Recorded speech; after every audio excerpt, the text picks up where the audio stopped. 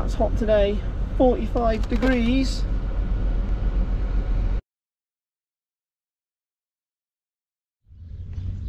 Morning everyone. Just down here now. I'm in Calf House. Just walking the new line. So just checking on these little ones. Calf House ain't that busy at the minute really. We're kind of in that point where we're just coming into summer, so you know, there's not a lot of heat stress around at the minute, and there's not a lot of you know, just not a lot of problems, which is good. It's the best time of year really. It's not that we get many more health problems during the summer, it's just that the heat adds to the, you know, if we have a calf with scours or something like that, it just kind of adds to the severity of it, because they're trying to battle the scours and they're trying to battle the heat at the same time, and unfortunately the heat generally wins. So yeah, I'm just walking these now, just having a quick gander to look at the new ones and see what's what, just keeping an eye on it. I like to go around and look at, we do have a couple of sick ones in the new line, they're not sick ones, they're just ones that we keep an eye on. So I like to know what's going on with them really. So yeah, it's a lovely morning. 7 o'clock, or roughly 7 o'clock anyway. What time is it? Yeah, 7 o'clock. It's about 30, I don't know what it is, I'm lying. I don't know what the temperature is at the minute. Where's my BBC weather?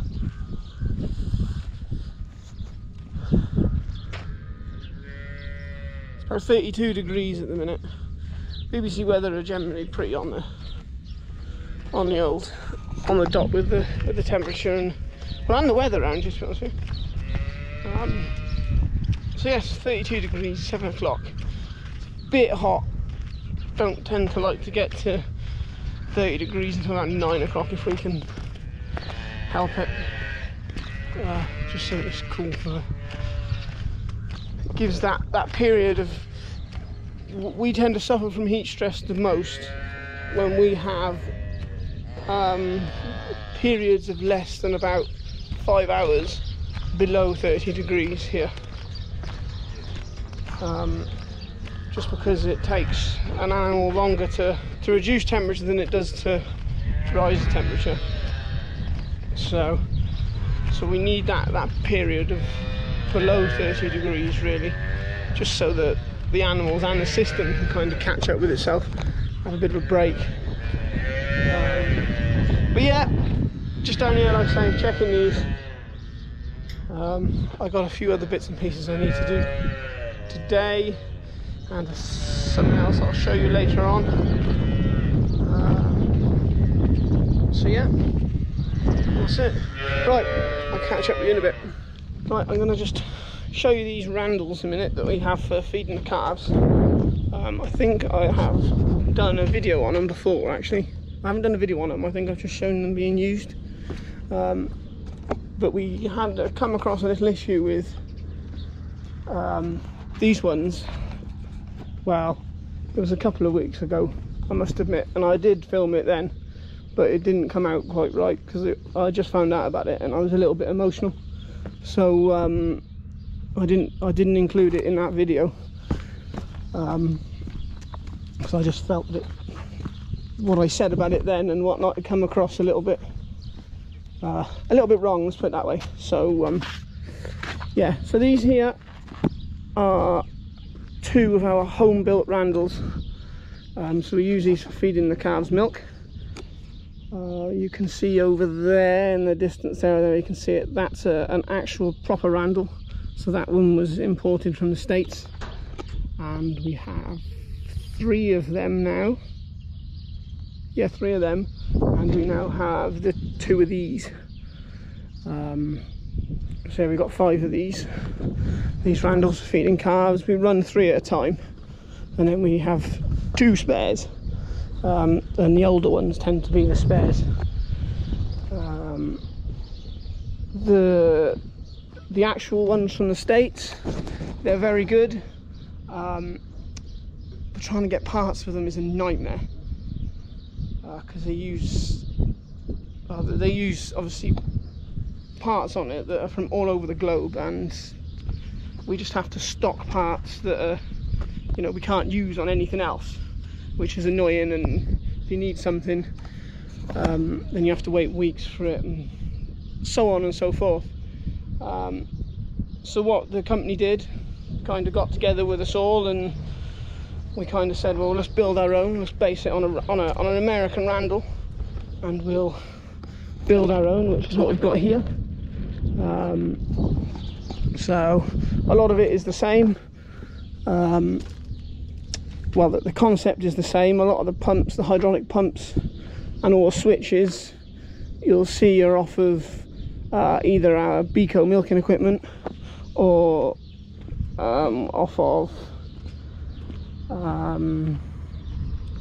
Isuzu, anything Isuzu. So all the axles are Isuzu, the engine is an Isuzu engine in it, and we use that because, for that exact reason, we have Isuzu. That's one of the fabricators just coming up to fix something that's broken. We have Isuzu trucks on the farm as well. So we've basically built it out of, apart from the chassis and the tank, out of bits and bobs from everything else that we've got, so that when we buy it in stock, the parts in stock, when we buy the parts in bulk, we know that we've got them here. You know, it's kind of halved the parts store, or it will do eventually in about 4 years' time, once all the old Randalls have depreciated and they've moved on, and we're full with these. So anyway, these, yeah, brilliant machine, absolutely brilliant machine. Only niggle with them is at the minute, and we're about to sort it out, is that the measurement is still very manual on the gun. There is an electronic gun that we're going to get, which, if you've seen on the milk taxis or anything, that kind of job, you type in the amount of milk that you want to put in the bucket, press the trigger, and it measures it out. That's the only thing at the minute that is niggly on it. Otherwise, everything is bulked up. The tank is 500 litres bigger. The tank is suspended on there now. Before it was rigid, and they were the Randalls are dogs to drive. Now it's suspended. The tank is suspended on these springs here. Awesome job. Makes driving them totally different. You know, we've just done little things like now the seats swing. You know, the seats aren't rigid, and the steering wheel swivels. Anyone notice that's actually a John Deere steering wheel, but he swivels from side to side now. I can't pull him back, so I've got one hand. You know, little things like that. And the pumps are bulkier on it, and all stainless, and taps are bulkier on it. It's everything's electronic drive.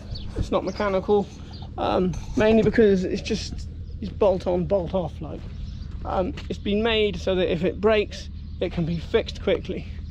But we have had a problem. We had a big problem with this one here, 119. Basically, it all ran down till we were getting water in the diesel tank. So of course it knackered our injector pump up. Like completely knackered it. When we took it off, it wouldn't start. We took it off, and it was because there was actual rust in the lines, injector lines there. So yeah, it was completely knackered, and that's not a very expensive. That is quite an expensive part. Of course, we built it so that we had all the parts on the shelf. Unfortunately, we don't tend to go through injector pumps on engines, so we didn't have that part on the shelf, and it took 3 weeks to get here. But hey ho. Yeah, so we looked at it, and we basically come down to the conclusion there's no way for water to get into the tank, into the engine.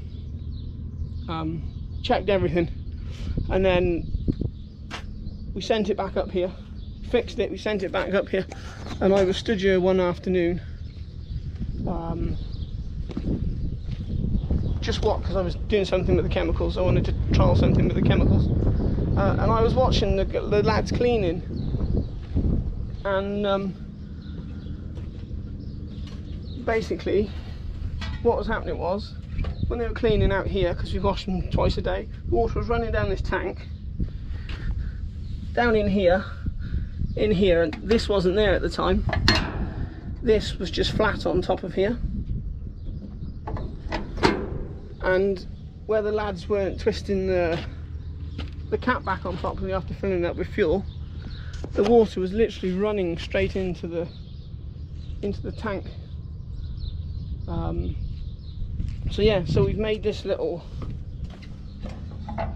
contraption now. It's on this one, and we've modified it on this one, which is the newer one. This one arrived on the 22nd of April. Yeah, so you can tell the chemical that we use on the tanks, because it rubs all the paint off, the black paint off. So yes, we've made that little adjustment, and it's absolutely fine now. It's absolutely fine, and the way we know it's fine is because before, whereas the guys failed to tell me that they were changing fuel filters on it once a week, and it's been back up 3 weeks now, and we haven't changed the fuel filter on it. It's absolutely fine. It's running fine. So admittedly, the fuel filter might not have been the water that was solely damaging the fuel filter. It might have been whatever crap was.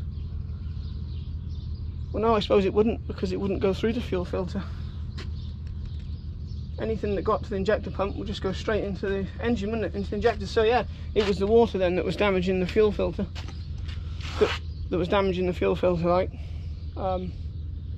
Yeah, so that's kind of fixed it. Putting that on. Well, fingers crossed it's fixed it. So, but there's no other water getting in anywhere else now. So, and they run a dream. Like, I'm not going to diss them. They are a hell of a piece of kit. You know, for something that we've self-made, they're an awesome bit of kit. I'll try and get a bit of video of it running later on. So yeah. Now we've added some other bits and pieces onto it too. The only other thing we had to do was we had to modify the lid. We had to put this lip on the lid here. Before it was just straight up, but we used to have a bit of a problem with, because the tanks are now suspended, they move around a lot more, and what was happening was the milk was splashing out the top. So we added that lip on as well, and we put a better lock on it. This here is a breather, because when it first came it didn't have a breather on top of the tank, and the hydraulic pump was struggling, like to, hang on, I've got to get down now. We're struggling to the hydraulic pump, the milk pump was struggling to pull out the milk. You know, there was things, again, we built it from scratch. From that, you know, it was built from scratch. It was just built from scratch, so we were going to have some little issues, again based on the Randall, but our own design. So yeah, but otherwise that's it really. But yeah, that was the biggest, that was the original video, was that about that pump, you know. And I may just say, you know, as I said to the other guys, the guys in the mechanics, we have 27 loaders, 72 tractors and 155 service vehicles on this farm. You know, if one of them keeps coming in every week and needs to put a fuel filter on it, and none of the others are, so it's not actually fuel related, then maybe, you know, we should just think about why it needs a new fuel filter. But hey ho, that went on for about 6 weeks. Yeah, so, but anyway, it's all fixed now. They work well, and yeah, all good. Right, I'm gonna rock on because I need to go and do some other bits and pieces, and I will probably catch up with you in a bit in Corrals, because just for a bit of a pink eye update. Right, back here in Corrals, have a quick update on the whole pink eye situation. Pink eye 2-3 weeks ago was kicking out big time, 50 cases a day, 60 cases a day. Yeah, it just kept coming and coming and coming. I think in the last video I explained to you what I was trying to do with removing smat, you know, the dead smat that was lying out in the pens. Again, there is some there now, but that was 2 weeks ago, well 3 weeks ago I filmed that, so you know we're going to end up pulling new stuff out. But that's still a lot cleaner out there. The wind, you come down here when we have a wind event, and it's not dusty down here as it was anyway. So yeah, we cleaned them out. We didn't have any, you know, an overkill of waste smat around. And the other thing I've done is I've got the lads, I did mention it before, but they weren't doing it quite as I wanted it, but they are now, fair enough to them, is bringing smat that's been baked out there back in and putting it onto this concrete hard stand, because again, I've shown you in earlier videos, this is actually a concrete feed pasture under here. And what used to happen was, as the heat came back after the winter, the heifers would come in here, and because they would foul on here, it would obviously be cooler to lay on the concrete in the slurry than what it is to lie on the smat. So the heifers were a mess, flies were absolutely everywhere. So then I got them to start bringing in fresh smat to here, which they did for a while, but it wasn't quite working as I wanted it to work. So basically what we did then was we got a loader and we heaped smat in here. So now we've got a bed of smat about, I don't know, 2 inches tall underneath, which has now gone hard, which is kind of what I wanted, because it's sort of acting like a soak away. And then on top we just put the dusty smat that we have knocking round. It's working. The heifers are a lot cleaner. I expect if I look back into a video that I took maybe 4 or 5 weeks ago, the heifers were really dirty, but now there still is a bit of dirt on them, but they're a lot cleaner. Like I went away from the farm for a few days, and I came back and I noticed a massive difference having put this in place now. Obviously we're still going to get it, we still get a bit of wet smat, but it's not slurry. Before it was slurry, now it's just spongy wet smat, which, yeah, it's not ideal, but I can't really do much about it, apart from every day they come in here and they take it out and they bring new stuff in. So but yeah, we were getting 50-60 cases a day, and 2 weeks on now we were around about 15 cases. It has risen up to about 19 cases this last 2 days, but we had a big wind event. What day is it today? It's Friday today, so we had a big wind event on Saturday. I think they had a wind event here, so that's kind of just coming through now, the pink eye situation. But like I say, it's a lot better than it was.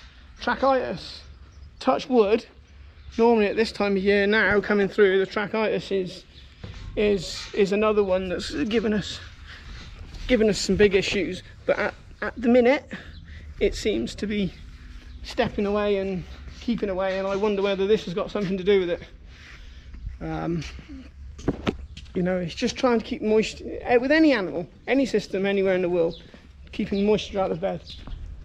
So, you know, and it seems whatever we've done or whatever the weather, I think it's coincidence that there may be something in it, but I expect most of it's coincidence.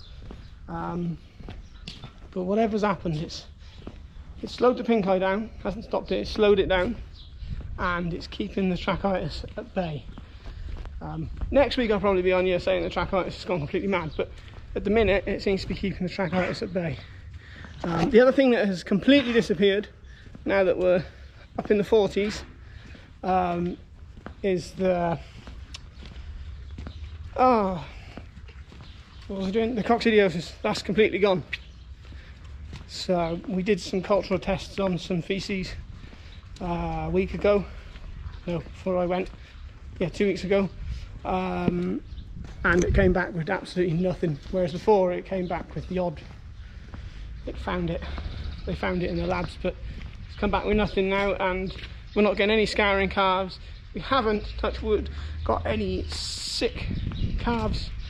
We obviously have pink eye calves, and we have the odd pneumonia or post pneumonia calf running around here, but otherwise it's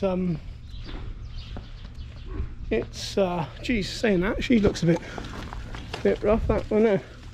So number 49746.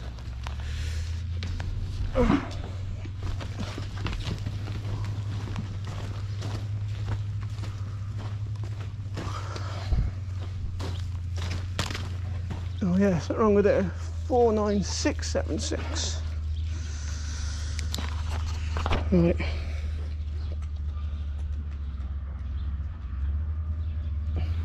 Okay, so we've got one pneumonia. Well, that's what it looks like anyway. I'll get them to look at it in a minute. That was sod's law, wasn't it? Anyhow. So Coxie's gone, pink eye is on the down, and tracheitis is staying away. So that's probably the biggest update from corrals at the minute. We have got other bits and pieces going on here. Next, the 31st, we've got magnets in the 12 months, and the 2nd and 3rd we also have the FMD vaccine, so foot and mouth disease vaccine. That's the whole herd, and we'll do the whole herd in 2 days, something like that. So yeah, so that's milking cows, the 23,000 down there, and then the 15,000 up here. We'll do them then in 2 days, I'd say, something like that. So anyway, right, that's it from corrals, and yeah, see you in a bit. Right, well, we've just finished sorting out all the September batch of heifers, all the ones that are going to calve in September, because we tried to keep them in their groups for when they go down to main herd. So basically we put them in date to calve order, and we make our groups of 150 up, and then they stay in them groups then from now right the way until calving. So that's what we've been doing this afternoon. I didn't record it because I just thought you might be bored of just watching heifers being moved around. So yeah, but it's the end of the day. It's 6 o'clock, so it's the end of the day for us. Heifers been moved, everything's done, dusted. They're just feeding the last of the heifers now, the ICH over there, wherever it is there. That's one of the last loads. In fact, they're a little bit late, but that's because we were opening and closing gates, and Kirby's were having to wait for us. But anyway, right, well, yeah, I hope you're all okay. Sorry, it was it's been a bit of a rubbish video this week. Just as I mentioned earlier on, I had a few days away, and I'm literally just got back. Well, I haven't literally just got back. I'm back a few days, but I'm just trying to get my head around everything that's going on again. And yeah, hopefully next week I can do a much better and a bit more interesting video. Anyway, we'll speak to you all later. Ta-da.